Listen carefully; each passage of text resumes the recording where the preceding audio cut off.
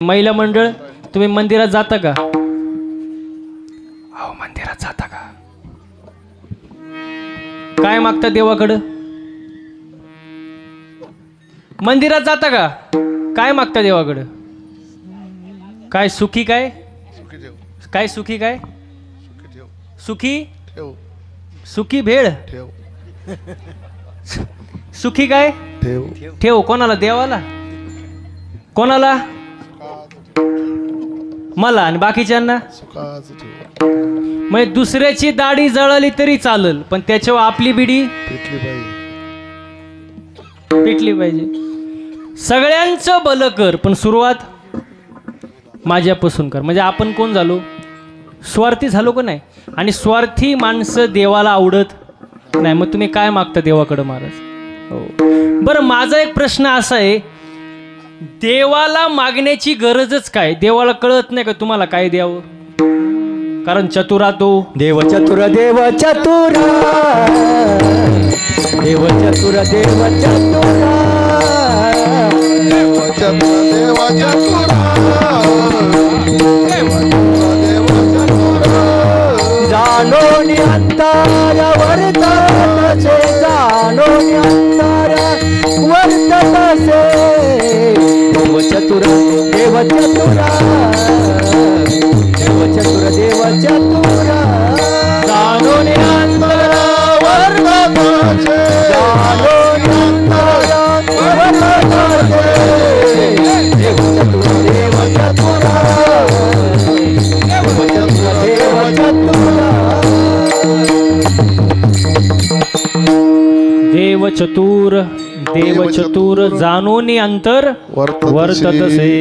मग देवाला मागण्याची गरज नाही, देवाला कळते तुम्हाला काय द्यावं। बरोबर आहे का नाही? कारण चतुरा तो शिरोमणी, देव हुशार आहे महाराज, देवाला सांगण्याची गरज नाही। हां मग आपण मागतो तर मागतो पण स्वतःसाठी मागतो। आपण स्वार्थी महाराज, आपण काय झालो? स्वार्थी महाराज। बघा मंदिराबद्दल एक सुंदर वर्णन आहे, मंदिर भी एक गजब की जगह है, मंदिर भी एक गजब की जगह है, वहाँ गरीब बाहर भीक मागता है और अमीर अंदर भीक मागता है। बाहेरच्या भिकाराचं 1-2 रुपये समाधान होतं पण आतला भिकारी कोटीनच मागत असतो। मग बसणारी मंडळी खरा भिकारी कोण? आतलाच ना, आतला समाधानी समाधानीच नाही महाराज। भिकाराचं तर लय अवघड झालं महाराज। हो काल मी ठाण्याला मुरबाडला कार्यक्रमाला गेलो आणि रस्त्यात एक भिकारी आला माझ्याजवळ, त्याला दिसले पांढरे कपडे, पुढे बसलो होतो, त्याने काच असं वाजवलं, मी काच घेतली खाली, तो म्हणला महाराज, म्हणलं बोला। 1-2 पैसा द्याहो लेकराला, आशीर्वाद लागेल तुमच्या मुला लेकराला, 1-2 पैसा द्याहो लेकराला। आता मी म्हटलं एवढं गातोय, 10 रुपये दिले त्याला, म्हटलं जा। तो थोडं पुढं गेला, परत माग आला, मला म्हणला महाराज अजून 10 रुपये द्या। मी म्हणलं आता तर 10 रुपये दिले, अजून कशाला पाहिजे तुला? तो म्हणला माझ्या मैत्रिणीला। मी म्हणलं भिकाऱ्याला कुठं मैत्रीण असते का? असते का? भिकाऱ्याला कुठं मैत्रीण असते का? तो म्हणतो काय बोलता महाराज, तिच्यामुळेच तर भिकारी झालो। एवढं अवघड काम आहे महाराज भिकाऱ्यांचं। हे झालं व्यावहारिक भिकारी, पण खरा भिकारी कोण तुम्हाला सांगतो। नाथ बाबांनी सुंदर वर्णन केले भागवतामध्ये। खरा भिकारी कोण? फक्त नीट लक्ष द्या, मग कळलं तुम्हाला। खरा भिकारी कोण? ऐके दरिद्राचे लक्षण, गाठी असता कोटी धन, ज्याचे संतुष्ट नाही मन, परम दरिद्र जाणत वदो। रस्त्यावरच्या भिकाऱ्याचं 1-2 रुपये समाधान होतं महाराज, पण ज्याच्याकडं कोटीनं संपत्ती आहे पण त्याला आणखी पाहिजे, त्याचं मनच समाधानी नाही, तो जगातला 1 नंबरचा भिकारी महाराज। हो मगाशी तुम्हाला सूचना कळाली नाही, परत सांगू का? टाळी तुमच्या इथं टाळ्यांना काही GST आहे का, टॅक्स आहे का, काय आहे का? वाजवली तर मनाने, मोठ्या मनानं वाजवायची। कशी वाजवायची? आता वाटतं का नाही तुम्ही कीर्तनात बसल्यासारखं असं मोकळ्या मनानं राहायचं. मग खरा भिकारी कोण? ज्याचं मन समाधानी नाही तो भिकारी नाही. आज माणसाला काय नाही? समाधानच नाही. काय समाधान आहे माणसाला?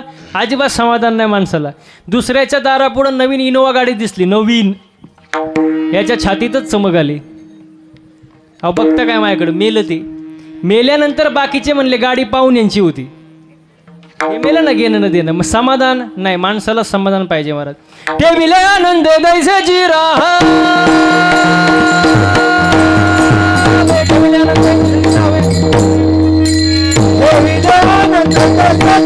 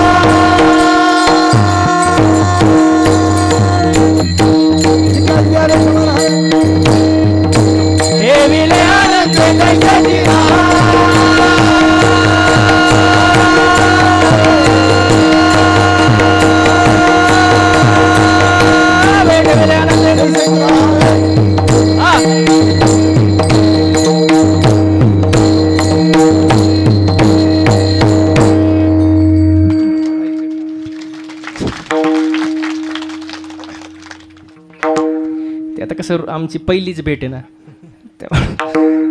परत भेट घेतीन वाटत नाही मला. ठेवे आनंदे तैसेचे राहावे, चित्ते असू द्यावे समाधान. हो, समाधानी आयुष्य पाहिजे माणसाचं. आज माणसाचं समाधान नाही. हो, आज माणसं हसतच नाही हो माणसं. कधी भेटा बरं, तुम्ही कोणालाही भेटा, म्हणावं कसं चाललंय, कसं चाललंय बघा, ते म्हणले बरं चाललंय. बरं म्हणजे 35% काठाव पास. माणूस समाधानी नाही. चांगलं चाललंय असं म्हणाला काय प्रॉब्लेम? आपण काय म्हणतो, कसं चाललंय? बरं चाललंय. बरं म्हणजे काठाव पास 35%. माणूस समाधानी नाही. समाधानी पाहिजे महाराज. हो, हसलं पाहिजे माणसाने. आज माणसं हसत नाही. मग जो हसत नाही ना त्याला अटॅक येतो. हसलं नाही की अटॅक महाराज. तुम्ही बघा, पूर्वीचे लोक, आपले आजोबा पंजोबा, हो, त्यांच्याकडे जास्त काही नव्हतं. 2 बैल, बैलगाडी, शेती, याच्या होते समाधानी. जास्त काही नव्हतं. पैशांची जास्त हाव नव्हती. समाधानी आयुष्य. तेव्हा दवाखाने पण जास्त नव्हते, पण 100 वर्ष आयुष्य त्यांना सहज लाभायचं पूर्वी. का? समाधानी. आता माणसाला समाधान नाही, अजिबात समाधान नाही.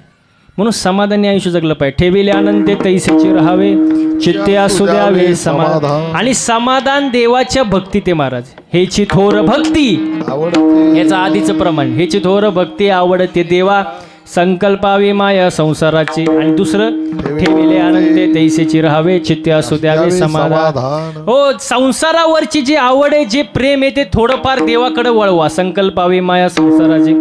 तेव्हा कुठंतरी ती भक्ती देवाला आवडन महाराज. पण आपली भक्ती वेगळी आणि देवाला जी आवडते ती भक्ती वेगळी. देवाची भक्ती करावी आवडीनं, आपण करतो, आपण सवडीनं करतो. केलं तर केलं, नाही तर नाही. राहिलं तर राहिलं, केलं तर केलं. आपली भक्ती म्हणजे सवडीनं भक्ती महाराज. हो, आपली भक्ती सांगू कशी असते. महिला म्हटलं कडीपत्ता माहिती आहे? कडीपत्ता, अहो कडीपत्ता माहिती आहे ना, झाडावा असा हिरवागार. काय आता मला आवाज येऊ द्या बरं, शेवटची थोडे वेळ राहिलाय. झाडावर असा हिरवागार. काय? हा, आता आवाज शेवटपर्यंत राहू द्या, 5 मिनिटं. तो कडीपत्ता तोडला, जुडीत बांधला आणि बाजारात विकायला आणला. काय? कडीपत्ता. एका बाईने 2 रुपयाला विकत घेतला. काय? कडीपत्ता. रिक्षात घरी आलं, कोण? म्हणा कडीपत्ता. कडीपत्त्याला वाटलं बरं आहे बाबा, झाडाला लटकण्यापेक्षा रिक्षात घरी आलो बुवा. पण त्याला माहित नव्हतं पुढं आपल्यासोबत काय होणार आहे. बरोबर आहे का नाही? जसं कडीपत्ता घरी आला, बाईने त्याचे 2-4 भाऊबंद त्याला गाठवलेलं सून. तुम्हाला अनुभव आहे बाबा. कडीपत्त्याला वाटलं बरं आहे बाबा, झाडाला लटकण्यापेक्षा भाऊबंदात बसलोय. पण त्याला माहित नव्हतं पुढं आपल्यासोबत काय होणार आहे. जसा बाईने गॅस पेटवला, कढई घेतली, तेल टाकलं आणि या साहेबांना खाली घेतलं. कोणाला? आवाज येऊ द्या. कोणाला? कडीपत्ता. असं वरबाडलं, दिलं त्याला टाकून. असं बोंबललं. कोण? कडीपत्ता. असं कढईच्या बाहेर पळायला लागलं. कोण? कडीपत्ता. वरून मिरची. ते आउटच झालं. उकळवलं, शिजवलं, जेवण तयार झालं. जेवणारे बसले, ताटं वाढले, जेवण वाढलं. जेवणाऱ्याच्या ताटात पहिलं काय आलं हो?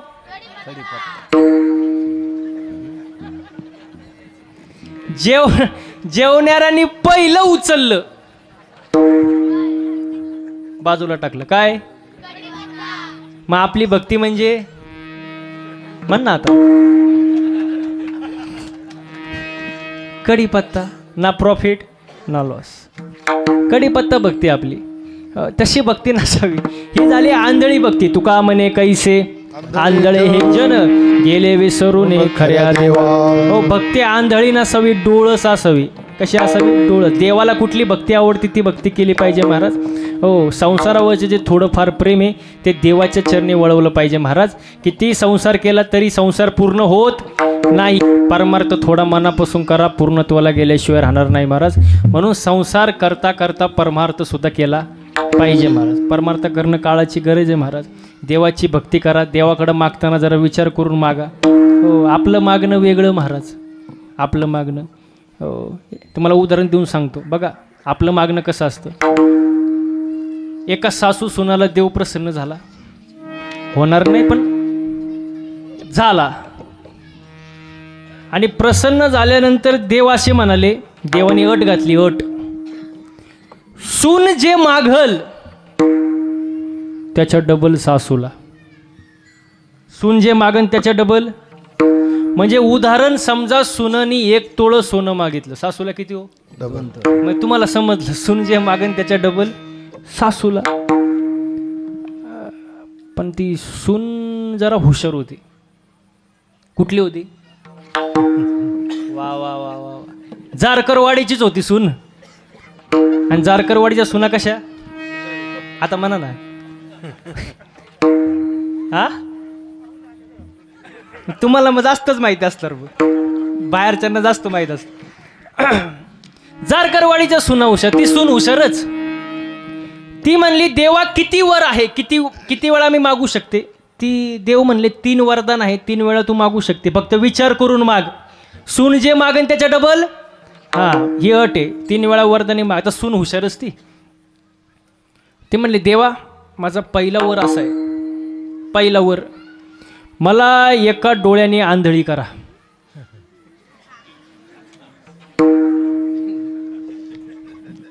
ओ जारकरवाडी. सासूचे अहो आंधळी झाली, तिला दिसणीच काय. आता राहिले किती? बोला ना, किती? तुम्ही बोलल्याशिवाय मी पुढे जाणार नाही. किती वरदान राहिले? 2. पण ती सून कशी होती? कुठली होती? झारकरवाडीची होती. ती हुशारच. ती म्हणली, देवा दुसरा वर असा आहे. दुसरा, मला एका पायाने लंगडी करा. सासू अहो जागेवर बसली, तिला चालताच येईनी. आता राहिला शेवटचा. पण सून कशी होती? कुठली होती? जारकरवाडीची. हुशारच ना ती. देव म्हणले, बाबा आता बघ शेवटचं राहिलंय, जरा विचार करून माग. पण ती हुशार, तिला सांगायची गरज नाही. ती म्हणली, देवा शेवटचं वरदान असं आहे. शेवटचं नीट ऐका बरं का, शेवट याचा शेवटचं वरदान असं आहे, मला उग नॉर्मल झटका द्या. उग उग आपलं दिल्यासारखं उग नॉर्मल झटका द्या अटॅक उग आपलं त्याच्या डबल. अहो सासू जागेव गेली बघता काय मायक. देव प्रसन्न झाला देव, पण मागायचं कळलंच नाही महाराज. दुसऱ्याचं वाटोळं करण्यासाठी केलेलं मागणं कामाचं नाही महाराज. हो असेच 3 मित्र होते, ते येडेच होते असेच, आणि त्यांना भगवान शंकर प्रसन्न झाले. आणि भगवान शंकर कसे, शिव भोळा आणि त्याचे पाय भोळा देव लवकर प्रसन्न होतो. प्रसन्न झाला आणि एका मित्राला म्हणाले माग तुला काय पाहिजे. आता ते असं येडं होतं, ते म्हणलं देवा एक तर मला नकोच बाबा, पण तुम्ही म्हणताय म्हणून मागतो. म्हणलं माग. ते देव म्हणला माग. तो म्हणला असं करा देवा, चिंचची झाडं 1 कोट आणि प्रत्येक पानाला 500ची नोट.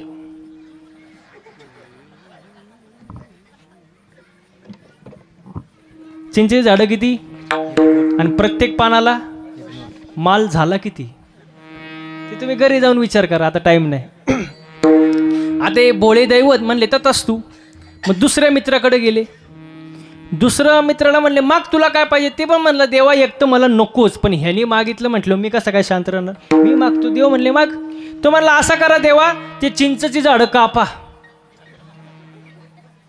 चिंचची झाडं कापा, त्याच्या खोडापासून फळ्या बनवा. फळ्या, त्या फळ्यांची कपाटं बनवा. नोटा तोडा म्हणा ना. कपाटात कुलूप, चावी फक्त मायक द्या. भगवान शंकर म्हणाले बोला ना काय तथास्तु. आता राहिला बोला राहिला, पण तो हुशार होता. कुठला होता बाबा. तुम्हाला सगळं कीर्तन समजलं बरं का. आता तो हुशार होता. कुठला होता. झारकरवाडीचा. तो लय हुशार, त्याच्यासारखा हुशार नाही कोण. भगवान शंकर म्हणले माग तुला काय पाहिजे. तिसरा म्हणला आता या दोघांनी मागितलं म्हटलं आपण पण मागितलंच पाहिजे काहीतरी. तो म्हणला असं करा, ज्याच्या कमरेला त्या कपाटाच्या चाव्या आहेत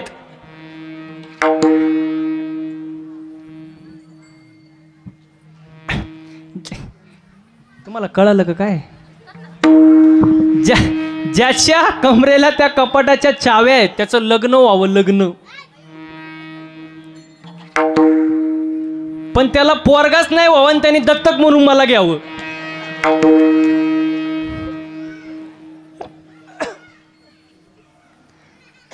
असं जर मागणं असेल तर देव किती वेळा जरी प्रसन्न झाला तरी फायदा नाही. दुसऱ्याचं वाटोळं करण्यासाठी केलेलं मागणं फायद्याचं नसतं महाराज. देवाचं मागणं, देवाकडं मागणं आपलं वेगळं आहे आणि संतांचं मागणं वेगळं आहे.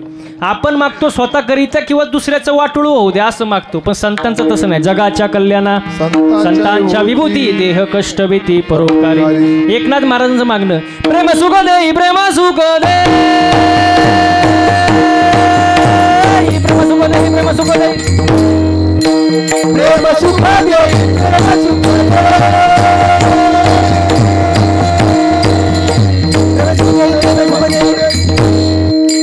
प्रेमा विना नाही समाधान, समाधान, समाधान.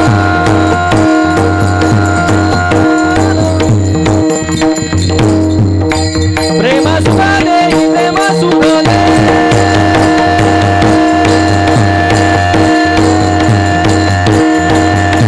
प्रेम सुख दे, प्रेम सुख दे. प्रेमा विना नाही समाधान, समाधान, समाधान.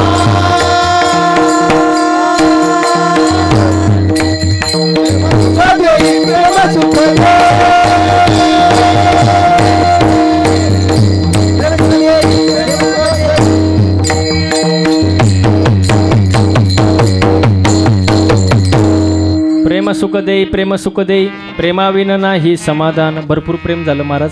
हा प्रेमाने राहिलं पाहिजे महाराज. समाधानी आयुष्य पाहिजे महाराज. देवाकडे मागताना स्वतःचा विचार करू नका.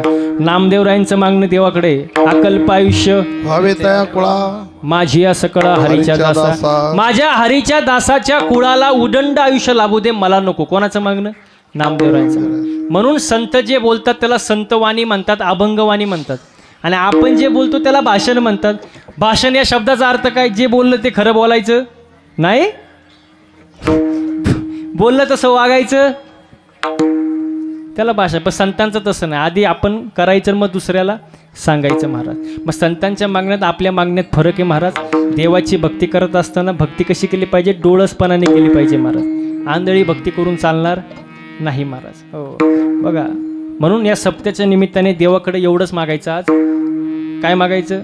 हे देवा, शेतकरी वर्ग सुखी होऊ दे, हिंदू धर्माची गाय वाचू दे, हिंदू धर्म टिकू दे, वारकऱ्याची पताका चंद्र सूर्य असेपर्यंत फडकू दे आणि सर्वांच्या चेहऱ्यावर हसू राहू दे. एवढंच आज देवाकडे मागायचं. हो, शेतकरी वर्ग सुखी होऊ दे. सगळ्यात जास्त कष्ट करणारे कोण? शेतकरी महाराज. आणि सगळ्यात उदार अंतकरणाचं कोण माणूस? शेतकरी महाराज. हो बघा, तुम्ही एखाद्या कापड दुकानदाराशी दोस्ती करा, म्हणावं 1 मीटर कापड उसनं द्या. उसनं जाऊ दे, फुकट द्या म्हणावं, फुकट 1 मीटर. देईल का? हो देईल का? बरं ते जाऊ द्या. सोनाऱ्याशी मैत्री करा.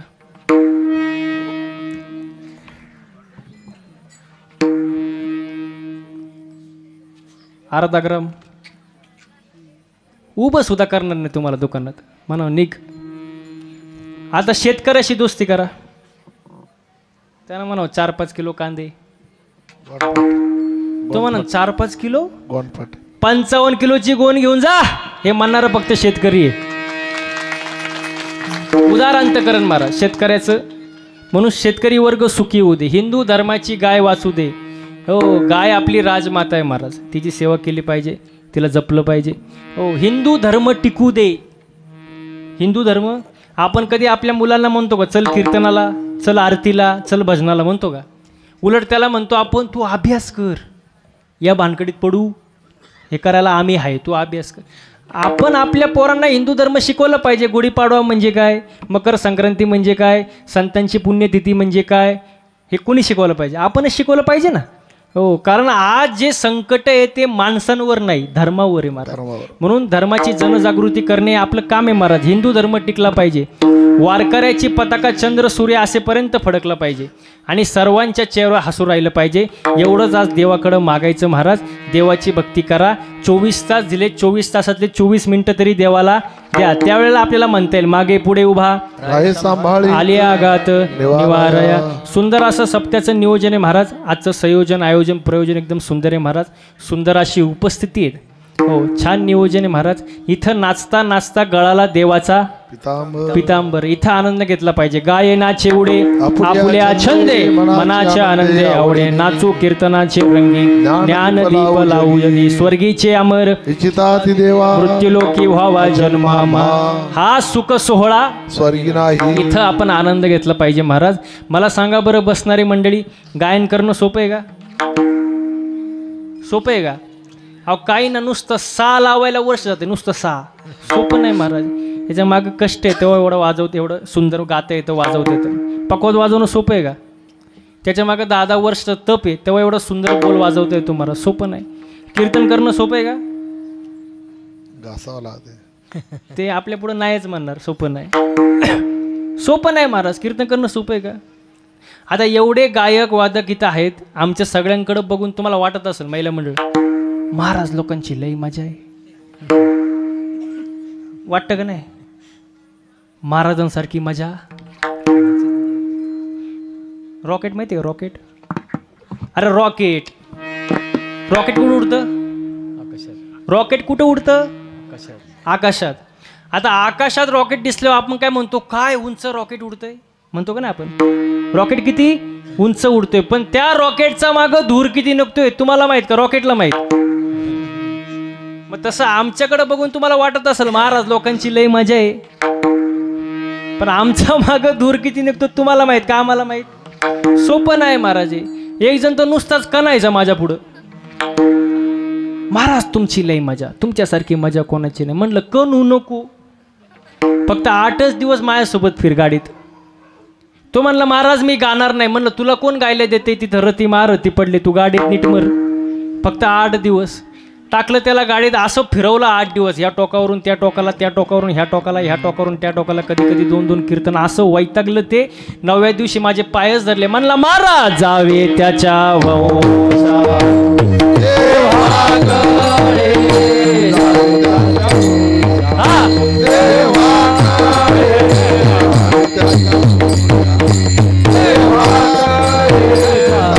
कडे. सोपं नाही महाराज, हे अवघड आहे महाराज. हो, याच्या मागे कष्ट आहे महाराज.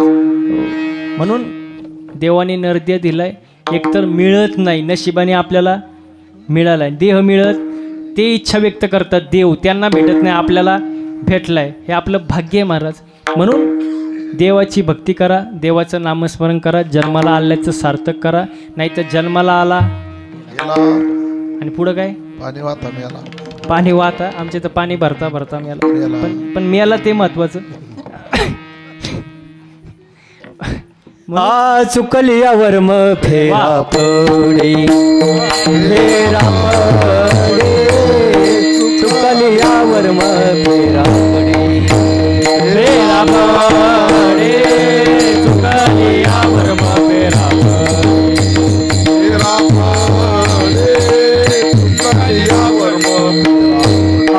शेवटाची पाळी एक मनुष्य जन्म, चुकलियावर मग फेरा पडे, चुकलियावर मग फेरा पडे, फेरा पडे, चुकलियावर मग फेरा पडे,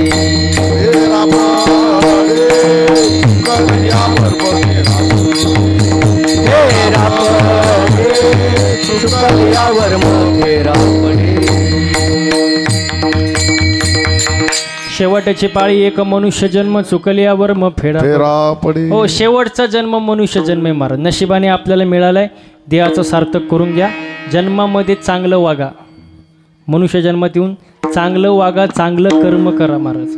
चांगलं वागलं पाहिजे, चांगलं बोललं पाहिजे महाराज. आपल्याला चांगलं बोलता सुद्धा येत नाही महाराज. मागं मी एका कीर्तनाला गेलो आणि कीर्तन झालं, मी खुर्चीवर बसलो, एक जण माझ्या जवळ आला, पाया पडला, खिशातली 500 रुपयाची नोट काढली आणि पायावर ठेवली.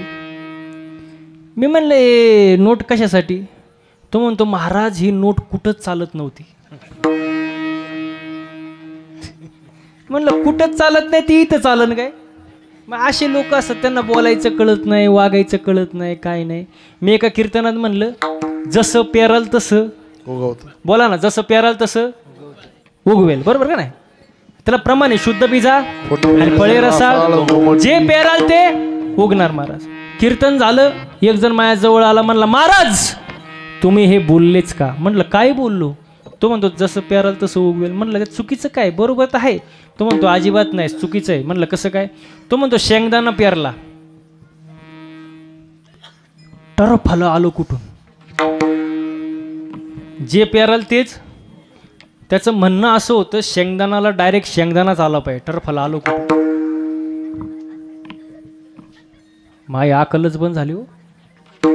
ते मला हालूच देईनी. आता मी हुशार, मी त्याला म्हणलं तुला उत्तर पाहिजे ना, मी देतो, पण फुकट नाही देणार. मला घरी चहा प्यायला नाही.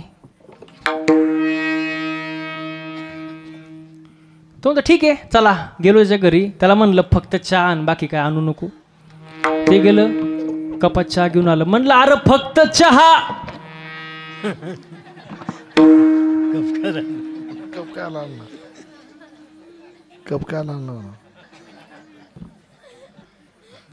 तो म्हणला महाराज फक्त चहा आहे, खारी टोस बटर बिस्किट काही नाही. अरे म्हणलं फक्त चहा, कप नको. तो म्हणला महाराज कपाशिवाय कुठं चहा असतो का? म्हणलं बावळाट, मग टरफल्याशिवाय कुठे शेंगदाणा असतं?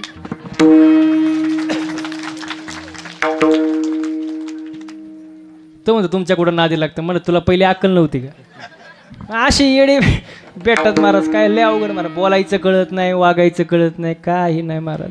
परमार्थ करत असताना माणसाचं चालणं बोलणं राहणं उठणं बसणं वागण्यात बदल झाला पाहिजे महाराज, तेव्हा परमार्थ आहे. हो महाराज 2 तास कीर्तन सांगतो ठीक आहे, पण तो बाकीच्या 22 तास काय करतो हे सुद्धा महत्त्वाचं आहे ना. परमार्थामध्ये एखादा बोल कमी वाजवता आला चालेल, काय हरकत नाही. एखादी चाल नाही म्हणता आली काही प्रॉब्लेम नाही. एखादा शब्द चुकला ठीक आहे. पण परमार्थ करत असताना परमार्थामध्ये माणसाचं आचरण सगळ्यात महत्त्वाची गोष्ट आहे महाराज. वागणं सर्वात जास्त महत्त्वाचं आहे महाराज. आचरण चुकलं परमार्थ संपला महाराज. हे गोष्टी महत्त्वाचे. चांगलं वागलं पाहिजे, चांगलं बोललं पाहिजे महाराज. आपल्याला वागायचं कळत नाही, बोलायचं कळत नाही, काहीच नाही महाराज. एक जण जेवायला बसला, जेवायला, आणि नेमकी त्याच दिवशी त्याची सासूबाई आली घरी आणि ते काय करत होतं, जेवत होतं. आणि ते म्हणलं, बायकोला म्हणलं, वय ग आज भाजी मामीने केली काय ग? काय म्हणलं, भाजी मामीने केली काय ग? बायको किचन मधूनच बाहेर पळत आली. ती म्हणली, बाया तुम्हाला कसं काय कळलं? भाजी माझ्या आईनीच केली, पण तुम्हाला कसं काय कळलं? तो म्हणतो, किती सोपं आहे, रोज भाजीमध्ये काळा केस निघायचा, आज पांढरा केस निघाला. बोलायचं कळत नाही, थोडंच बोलणार पण झटकाच. चांगलं बोला. जीवनामध्ये येऊन साच आणि मवाळ मितले जैसे रस, शब्द जैसे कळलोळ अमृताचे. माणसाने चांगलं बोलावं, चांगलं वागावं महाराज. वेचिते वचन जेणे राहे समाधान. आपल्या बोलण्यामुळं समोरच्याला समाधान मिळालं पाहिजे, असं आपलं बोलणं पाहिजे महाराज. आणि रागात आल्यावर माणूस तर काहीच्या काही बोलून जातो. राग आला की काही बोलतो माणूस. तुम्हाला सांगू का, राग आल्यानंतर सगळ्यात जास्त ताकद शिव्या द्यायला लागत नाही, मारामारी करायला लागत नाही, ओरडायला लागत नाही. राग आल्यानंतर खरी जी ताकद लागते की ती शांत बसायला. कशा लागते ताकद? शांत बसायला महाराज. मी कुठंतरी वाचलंय, त्याच्यामध्ये असं दिलं होतं की पुरुष एका कानानं ऐकतो आणि दुसऱ्या कानानं सोडून देतो. पुरुष एका कानानं ऐकतो आणि दुसऱ्या कानानं सोडून देतो. आणि महिला मंडळ जे असतं ते दोन्ही कानानं ऐकतात आणि तोंडाने सोडून देतात. त्यांना एखादी गोष्ट कळावी, जोपर्यंत 10-12 बायांना ते सांगत नाही त्यांचं मन भरत नाही. आणि प्रत्येकाला सांगताना ती एकच वाक्य बोलते, तू ये म्हणून सांगते, दुसऱ्याला सांगू नको. असे गावभर सांगत सुटते महाराज. त्यांच्या मनात काही राहत नाही महाराज. म्हणून बोलताना वागताना जरा विचार करून वागा, चांगलं वागा. सगळ्यांनी एकदा हाताने टाळी वाजवा आणि मुखानं गोड भजन करा. विठोबा रखुमाई, विठोबा रखुमाई. एक वेळ मळका असो पण जळकन असो, मळ साफ होतो माणूस, मळ साफ होतो. पण जो दुसऱ्यावर जळतो त्याची राग कधी होते त्याचं त्याला सुद्धा कळत नाही. माणसाने जळू नये, समाधानी असो महाराज. आपल्या प्रारब्धात जे ते होणार आहे महाराज. देवाला चुकलं नाही, आपल्याला चुकणार नाही. जगाच्या बापाचा जन्म जेलमध्ये झाला, कोण? भगवान कृष्ण. एकाचा जन्म जेलमध्ये, एकाचा जन्म राजवाड्यात, एकाचा जन्म दिवसा 12ला, एकाचा जन्म रात्री 12ला, एकाचा जन्म भर उन्हाळ्यात, एकाचा जन्म पावसाळ्यात, एका जन्म अष्टमीला, एकाचा जन्म नवमीला. ज्याचं त्याचं प्रारब्ध आहे महाराज, बदलू शकत नाही. गाया वळणारा कृष्ण द्वारकेचा काय झाला? राजा झाला. आणि त्याचा सक्का मित्र सुदामा पोहे बांधायला फडकं नाही. ज्याचं त्याचं प्रारब्ध आहे महाराज. आणि प्रारब्धेची जोडे धन, प्रारब्धेची वाढे, प्रारब्धेची वाढे, प्रारब्धेची वाढे, प्रारब्धेची जोडे धन, प्रारब्धेची वाढे मान, प्रारब्धेची वाढे मान, प्रारब्धेची वाढे मान. हो, प्रारब्धाशिवाय काय नाही. एक प्रमाणे बघा, अन्न मान धन हे तो प्रारब्ध, हे तो प्रारब्ध अधीन. प्रारब्धाशिवाय काय नाही महाराज. बघा, तुम्हाला एक उदाहरण देतो म्हणजे तुम्हाला समजेल. हो, कुत्रा दरवाजात आहे, बैल गोठ्यात आहे, खेकड दगडाखाली, बरोबर आहे का नाही? मग माझं एक म्हणणं असं आहे, कुत्रा दरवाजातच का, बैल गोठ्यातच का, खेकड दगडाखालीच का? का? कारण ज्याचं त्याचं प्रारब्ध आहे महाराज. ज्याचं त्याचं प्रारब्ध आहे. कुंभार एक आहे, मडकं 3 आहे. एक मडकं पाण्याला वापरलं, एक मडकं दहीहंडीला वापरलं आणि एक मडकं मेले वापरलं. कुंभाराचा काय दोष? ज्याचं त्याचं प्रारब्ध आहे ना. एका खाणीचे 3 दगड आहे, एका दगडावर लिहिले नारळ येथे फोडा. एका दगडावर लिहिले चप्पल येथे आणि एका दगडावर लिहिले मूर्तीला स्पर्श करू ज्याचं त्याचं प्रारब्ध आहे. नाही समजलं का? अजून सोपं करून सांगू का? पाणी एक आहे, मोटार एक आहे, विहीर एक आहे. पाणी मिरचीला गेलं तिखट झालं, कारल्याला गेलं ऊसाला गेलं ज्याचं त्याचं. नाही समजलं? अजून सोपं करून सांगू का? एकच बाप आहे 3 पोरं. थोरलं दारू पिते, मधलं जुगार खेळते, लहान पोरगी घेऊन पळून गेलं. बापाचा काय दोष? ज्याचं त्याचं प्रारब्ध. आणि एवढं सांगून जर तुम्हाला समजत नसन ते तुमचं प्रारब्ध, त्याला मी काही करू शकत नाही महाराज. म्हणून प्रारब्धात जे आहे ते आनंदाने स्वीकार करा, त्याशिवाय पर्याय नाही. देवाला चुकलं नाही, आपल्यालाही चुकणार नाही. जसं कर्म करणार तसं फळ भोगावं. केले कर्म झाले त्याची भोगाले, उपजले मेले ऐसे किती. म्हणून कर्म चांगलं ठेवा. चांगलं कर्म केलं तर फळ चांगलं भेटणार. देवाची भक्ती करा. देवाच्या नामासाठी, देवाच्या भक्तीसाठी महत्त्वाचा असतो भाव. भाव नसल किती भक्ती करा फायद्याचं नाही. भाव असल तुमची भक्ती सफळ झाली. अभंगाचं शेवटचं काही न लगे